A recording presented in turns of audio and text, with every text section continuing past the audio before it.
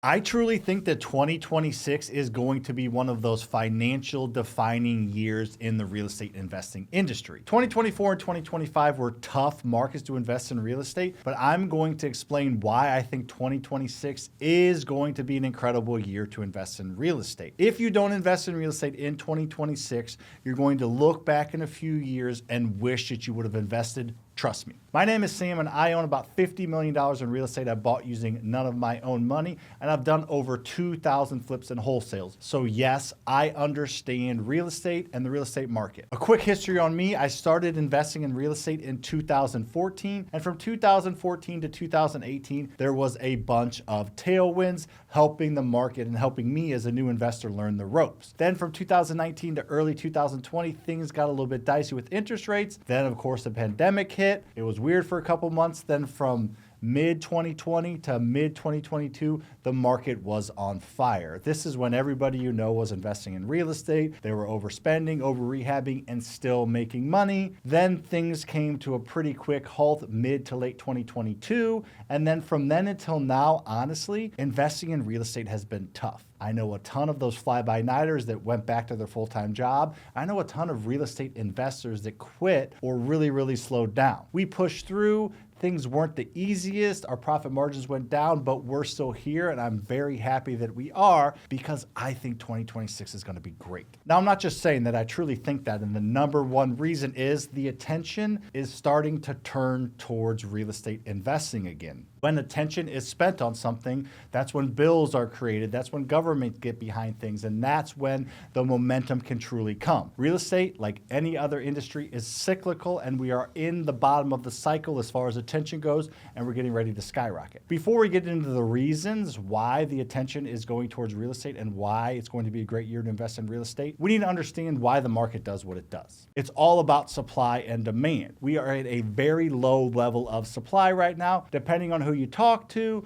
most people would say we're between 4 and 5 million houses short in America, and that's not something you can correct quickly. From 2008 to 2010, we basically stopped building houses, and we are still catching up from that. Builders need to buy and secure financing to buy land, then they need to buy that land, then they need to develop that land, then they need to build houses, and then they have to sell a certain amount of houses before they build more houses. So it takes a while to get caught up. You can't just snap your fingers and make a house, and that is why we're still behind on supply. Now, the reason I'm telling you that is because demand is baked in with real estate. People always want to move, they have to move, they're downsizing, they're upsizing, they're getting a new job, they're inheriting a house. People move in real estate in any market. So we've got low supply, baked in demand, and that's why the market has remained pretty stagnant for the past 3 years. However, with the things I'm getting ready to tell you, the demand is getting ready to go up. And when demand goes up and there's limited supply, the price of whatever product you're talking about, whether it's houses or cell phones, the price goes up. So if you're investing and you own real estate, your asset's about to go up in value. If you're buying real estate, you buy off market, and whether you're selling or refinancing on the market, the values are going to go up. All right, so here's all the attention that's going towards the real estate market, which I think is going to increase demand and therefore will increase prices. Trump has recently been talking about allowing people to use their 401ks as down payments on houses. Now, of course, you can always borrow up to 50% of your 401k and use that as a down payment to pay it back, or you can pull it out and pay penalties and taxes. But the things that Trump's talking about now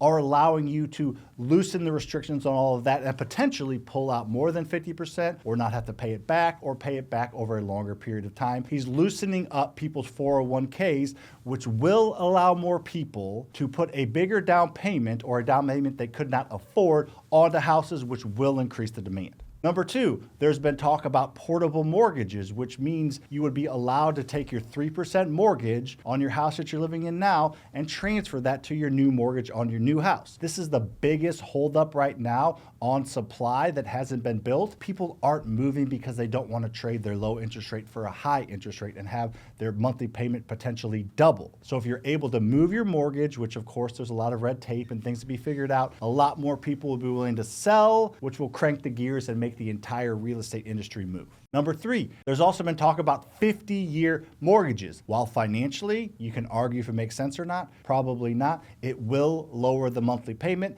and people don't necessarily buy houses on how much they cost. They buy houses on how much the monthly payment will be. So if someone can finance something over 50 years versus 30 years, their monthly payment will be less and they'll be willing to bid more, or they will actually get in the game and try to buy houses, which will increase demand. Number 4, there's been a lot of talk about kicking hedge funds out of the single-family real estate investing space and not allowing hedge funds to buy single-family real estate. I personally don't think it's affected the market very much. It's a very easy thing for someone who doesn't understand and is not in real estate every single day that, oh my gosh, this is a great thing. I don't think it's a bad thing. I don't think it's going to have a huge effect, though. In people's mind, it may, which perception is reality, and maybe more people will start to actually get into real estate on the traditional and the investing side. However, hedge funds own a very small percentage of houses, and they don't buy houses and sit on them and try to manipulate the market. They don't own enough houses to manipulate any market, and they don't buy houses above the value like a lot of people think that they do. I know these hedge funds. I've talked with them.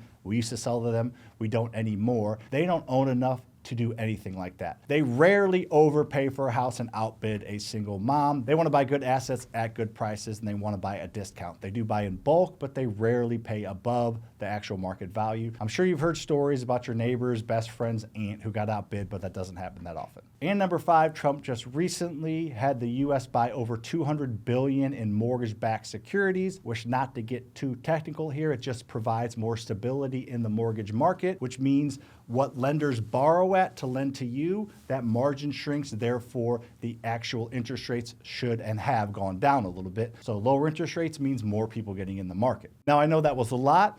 And are all 5 of those things going to happen? Probably not. Will there be new things that will be introduced to try to get people's attention to increase the market? Probably. Will a couple of those things get approved? Probably. The point is, there are things now that are going to get approved that have been talked about that will help the real estate market. But the fact that there's attention pointing at real estate, there will be more things that will be introduced that will help spur the real estate economy. And if you own real estate or are buying real estate, more transactions, more people getting in the space with this very, very low floor of supply means house prices are going to go up. If you look historically at the house price chart, over the past couple of years, as we showed you earlier, the house prices have been stagnant. Each of the last 2 times that's happened, house prices have gone up because guess what? Attention moved towards real estate. Things happened and things were enacted to increase real estate demand, which increases prices. And if you want to learn how to invest in real estate to take advantage of everything I said, make sure you're following me here, subscribing, hit that like button,